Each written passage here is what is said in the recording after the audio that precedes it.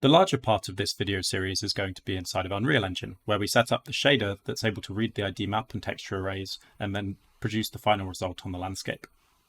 But in order to get to that position, we need to first create the IDMap texture inside of Houdini.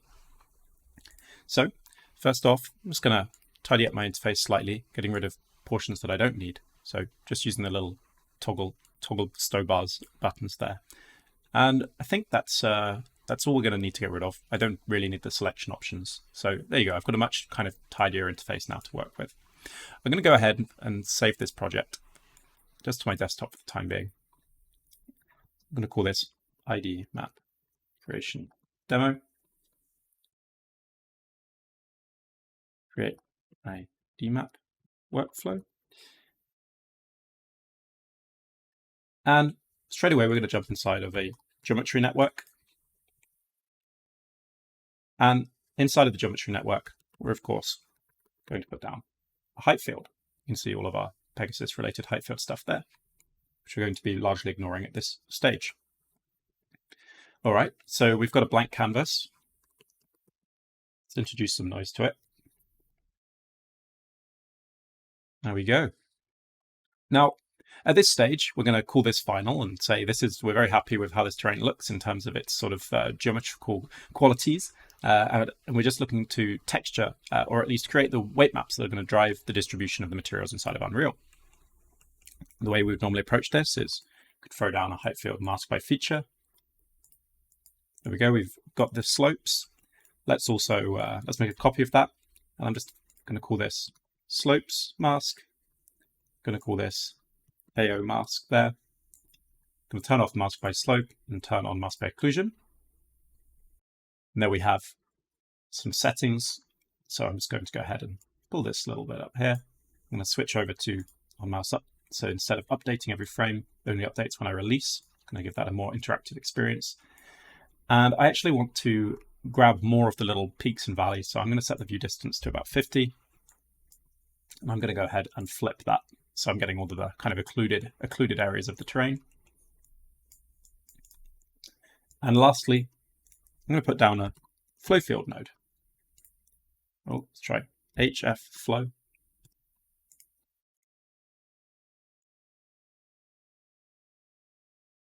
And there we have a collection of masks that we can use to texture our terrain. So normally you would just name each of these, going copy layer, and we'll copy the name of this. So it's no longer called mask, it's going to be called slopes. And we can then see if we inspect that geometry at that position there, we can see that we've got that new slopes layer. And we could do the same thing here for the AO. We'll call this AO, or maybe wetland might be a sort of a simple kind of way of thinking of that. And then sediment or something like this. And because, again, I kind of prefer to keep things a little bit organized or visible at the top level, I'm just actually going to go ahead and replace all those names with $OS there. I'm going to call this node simply slopes AO. And finally, what did we say this one was? Just sediment, isn't it? Okay. We can see that the end result, it now is still called AO. That $OS just takes the name of the node itself. So now I'm going to go ahead and combine all of these into just one stack. We can simply do that by reorganizing it like so. We can only see the last layer there, but if we put down Heightfield visualize and just compute the range there, and then we can add slopes, AO, sediment,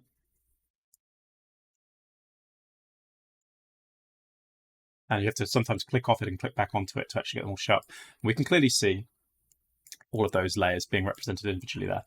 To make that display a little bit more clear, I'm actually going to get rid of the sort of height-based coloration there by deleting these points. So we can now see a little bit more clearly where those masks are applied. All right, so we've now got all of these different layers. And we could carry all of these through to Unreal, and each of those would then be a weight that was driving the placement of the material. But what we're doing today is we're looking at how do we turn this into an IDMap instead. And this is really quite simple. So I'm going to put down a volume wrangle.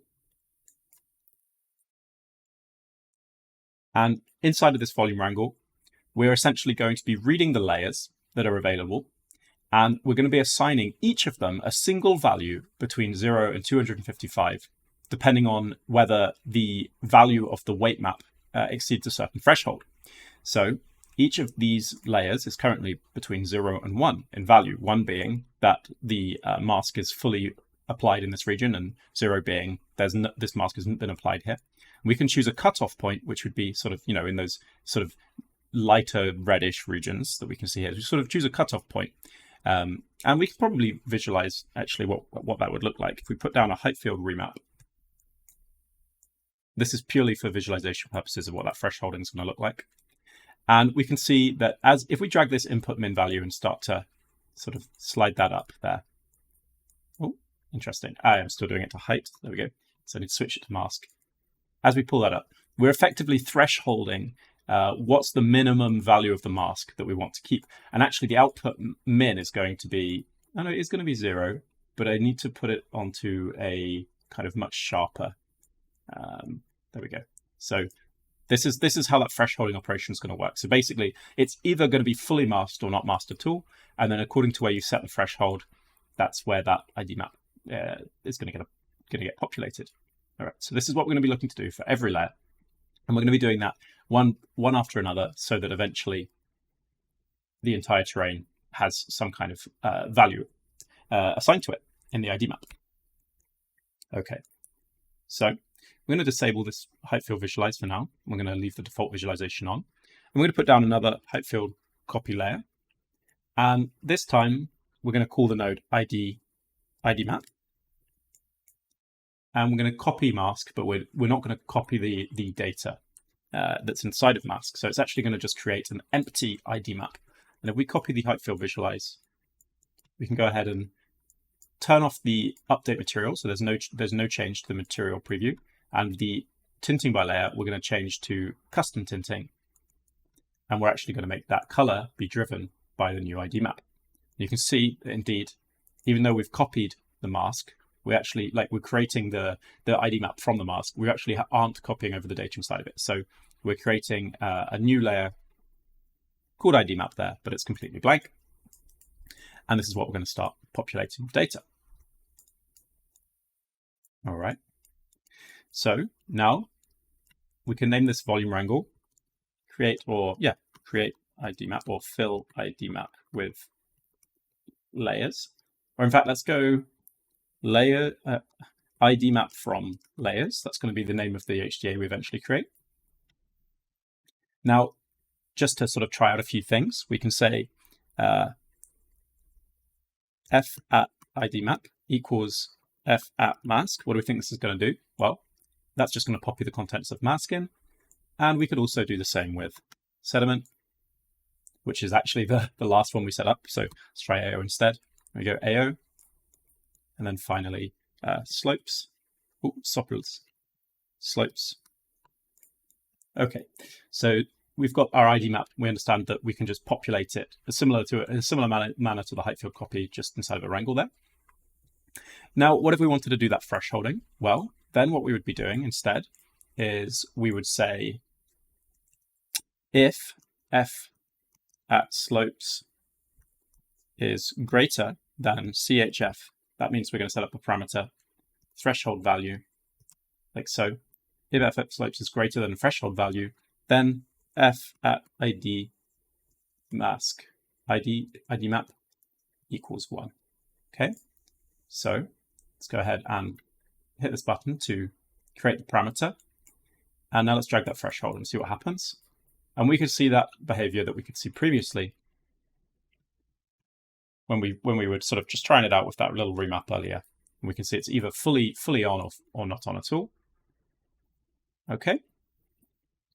So then the next thing we can do is we can go ahead and actually set the value that we want to put into the IDMap. So to do that, I'm going to go chf IDMap value, like so. Just have a quick little look. IDMap value, there we go. All right, so now we have the threshold, and we have the ability to set the value as well. And this is where things don't really get complicated, but we have to start thinking sort of a little bit like a technical artist. So I'm just going to grab a little paint palette, like so. So basically, and please excuse my horrible writing, this maybe wasn't such a great idea. But if you have a single 8-bit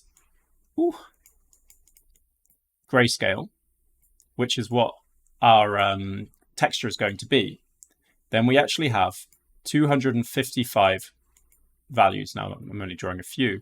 We have 255 kind of slots in there. And we can number those from 0, 1, 2, 3, ... all the way up to 255. But Houdini and actually the Unreal Material Editor don't think of the 255 values as going from 0 to 255. They actually think of the values as being from 0 to 1. So what do we need to fill in inside of Houdini, inside of these IDMap values slider? We actually need to fill in whatever 2 would be, but remapped to the range 0 to 1. And we can do that by saying 2 divided by 255, which is, I'm sure some of you can do this in your head, but 2 divided by 255 gives us a value of 0.0, this horrible long number. And of course, we don't want to go ahead and have to, type that in. Let's go ahead and copy that. We don't want to have to actually go ahead and type that in here for every single value that we are, creating. We don't want to have to use a calculator either. So what we're going to do instead is we're actually going to go ahead and change this to be an integer. I'm going to go ahead and edit the parameter interface of the wrangle. I'm going to make sure that it's also set to be an integer in here. I'm going to set the range to be between 0 and 255. I'm going to lock that range. There we go. Okay. All right. So now we have a problem because it's, straight away going up, to whole integer values. But this is pretty simple to remedy. We can just say float. That means we're making sure that this now gets treated as a float, even though we're plugging in an integer. I'm going to go divided by 255, like so. All right. And now we can see as we drag that slider, we've effectively got our 0 to 1 range back. All right. So that means if we were to, for example, set this to a value of 1 here, the map from there, that's 0 to 1. We can put down a second one. We can say this time we want it to not be slopes, we want it to be AO. We can set that to be a dmap value of 2. And then finally, we can get the sediment. We can set that to a value of 3. And this might be working, but we definitely can't see anything happening in the viewport. The reason for that might be obvious, or it might not, but it's because when we have a value of 3 here, we're actually sort of doing 3 divided by 255, which, let's have a little look, 3 divided by 255, which gives us this really small, smaller than 2% brightness, basically, as the maximum brightness. We can get around this sort of limitation there. If we just put down another Heightfield visualize. A lot of these tutorials I'm doing are going to be sort of showing how we can use the Heightfield visualize in useful ways. I'm going to set it to be custom tinting, like so. We want it to be the IDMap we're visualizing still. And where we've got this diffuse range, we can actually go ahead and just say 3 divided by 255. And that's because that's the number of layers we have. And we can now see that we've got all of those little bits of data are now being represented as different sort of brightness values, different intensities on the Heightfield. So this is already working. We can go ahead and make this even more clear if we sort of throw in another couple of colors here, like so, sort of roughly spread out evenly across that slider. And we can now clearly see that the IDMap is it's producing sort of a different, it's distributing a different layer according to where we've done that. And we can go one step further than this, actually. If we go ahead and set this to be between, let's say we want to have 6 layers, okay? It means we're going to add a couple more colors to this slider. We've already got green, so go with pink. Go with sort of that color, whatever it is, and nice yellow. Okay, so right now we've still only got 3, but we can go ahead and we can copy some of these. So in this first IDMap from layers volume wrangle, we're using slopes. We're actually going to copy that one. I'm going to use slopes again. But this time we're going to change the threshold. I'm going to make the threshold a bit tighter there. Ooh. Oh, I see. It's because of, no. So I actually need to take that. I'm going to take it. Oh no, we're going to leave it where it was. I'm going to leave it where it was. Sorry for the confusion there. So I'm going to keep visualizing that. Visualize. Visualizing the visualized. Okay. So we're going to go to this one. We actually want the IDMap value this time to be 2. So we're going to populate a different layer here in the IDMap. We're going to use the same source data, the same source mask, but we're going to use different data actually. So if I now grab this first one and change the slope, maybe I'm doing this the wrong way around. And try it this way.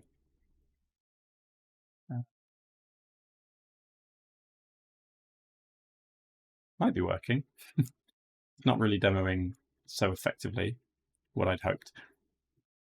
So what I might do is I might just grab that, pull it right to the end there. I'm going to set this to 1. I'm going to put this one back on 2, put this one back on 3, put this one back on 4. As you can see, this is starting to get a little bit confusing. So we're going to sort of try and remedy that now. And I guess actually I know what the issue is here. It's that our slope mask doesn't really have any gradient on it. That's the issue. It's very sort of sharp cutoff. Okay, so for this technique that I was trying to demo to work effectively, you actually need to have sort of soft masks. There we go, something like this. And I might just go ahead and set this to 90, and I might actually set this to just be sort of linear. This is a little bit more like it. Now we just basically have sort of a very intense color when you're on a slope, and very basically nothing when it's completely flat. So it's slightly more useful for our purposes here. I'm going to copy the useful visualize up ahead of the wrangles so we can see when they actually take their effect on the landscape. And now, there we go. So now as I drag this threshold, we can see we can really sort of get some very different information from these masks. Oh, I'm going to undo that setting of value. So I want this first one to be quite like broadly speaking. It's just going to sort of isolate all the slopes. There we go. That's what I was trying to do. I'm going to copy that back up here. This time I'm going to set it back to 2. I'm going to renumber these. I'm going to show you, we're going to update this, how this all works a little bit in a minute to make it a little bit more obvious what's happening. Okay, so 1, 2. Okay, so now this time the threshold is going to, and now we can just preview these layers. 1, 2.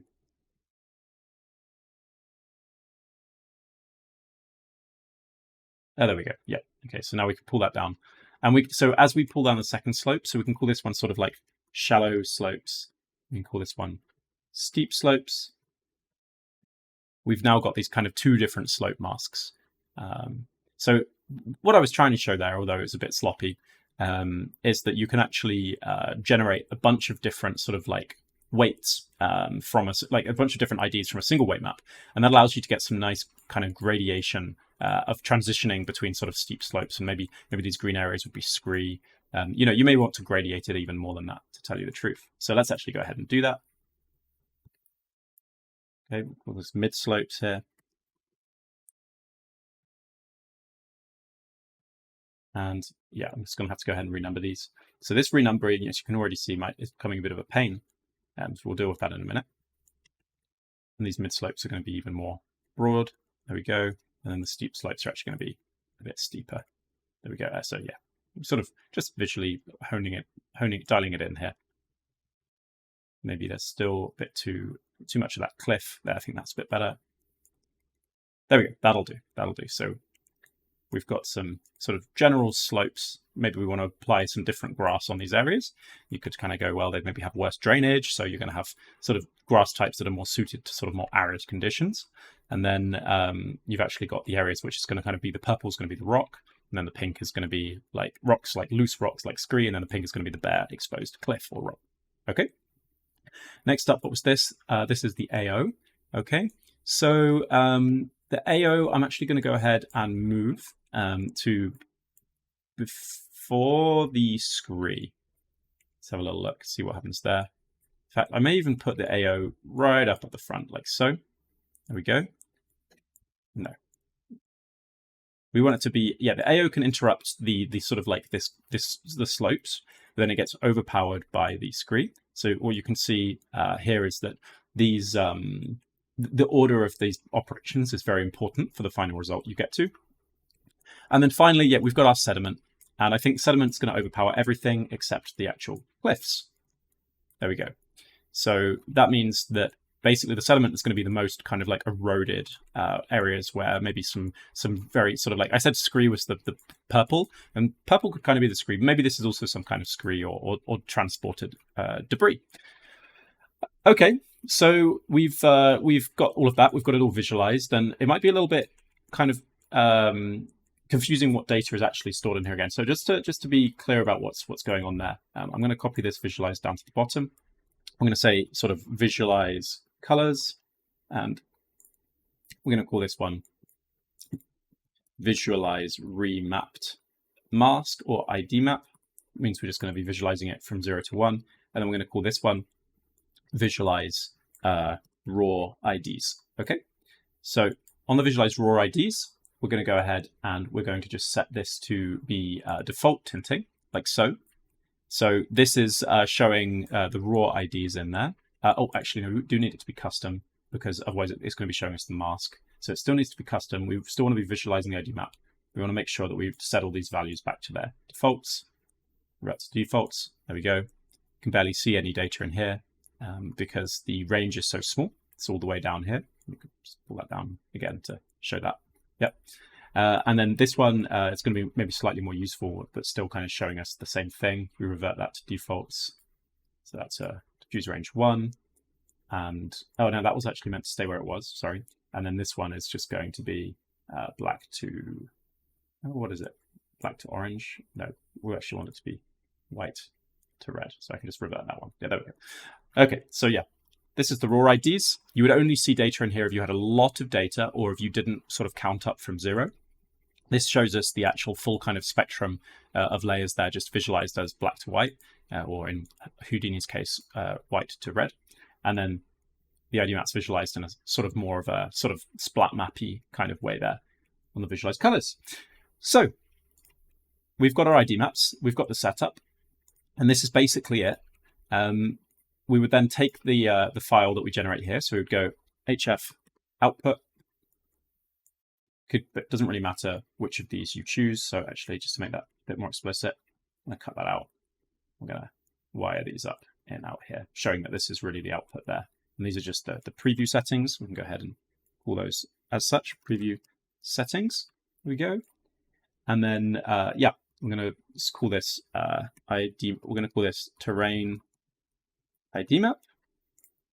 Okay, and we're going to make sure it's a single channel, 8-bit fixed, and we're going to be exporting the IDMap. No remapping, that's important. And we're going to set the output to be hip. Yep, I'm going to call it hip terrain. So it's in a folder called terrain. I'm going to make sure that it's set to $os, which is the name of the node, terrain IDMap. And then we're going to set it to be a PNG. We'll go ahead and save that to disk. Click this little floating file chooser, expand the path, and then, yeah, it's going to go to Windows Explorer. Oh, there we go. And there is our IDMap. And it's completely black for the same exact reason that it was completely white when we visualize it inside of Houdini using the kind of the native visualized raw IDs there. So it's completely black. No, it's not actually black. It's just the maximum luminosity is very low. And just to prove that there is in fact some data in there, let's go ahead and put down a Heightfield file node. We're going to load up that terrain IDMap. I'm going to load it into mask. There we go. So it's now coming in, and we're going to put down a Heightfield remap. It's not going to change the, it's not fundamentally changing the data that's there. It's just remapping it to a different range. So we're going to choose mask. There we go. I'm going to compute the range. So yeah, between 0.0 and 0.019608, which is 6 if we convert it back to integer values. I'll just prove that. So if we go copy that value there, back to the calculator, we times that by 255. Oh, 5, my bad. 5 with a small rounding error there. Okay, so that's how many layers we have encoded. So if we just shift that output range back to 1, you can now see that that data is sort of accurately being read there. Okay, so we could continue and tidy up some of this network, sort of take this logic, put it into a digital asset. It's more reusable, make the network neater, and so on. But for the time being, we're going to take this IDMap into Unreal and have a look at setting up the material, which is going to read it and display our textures on our terrain.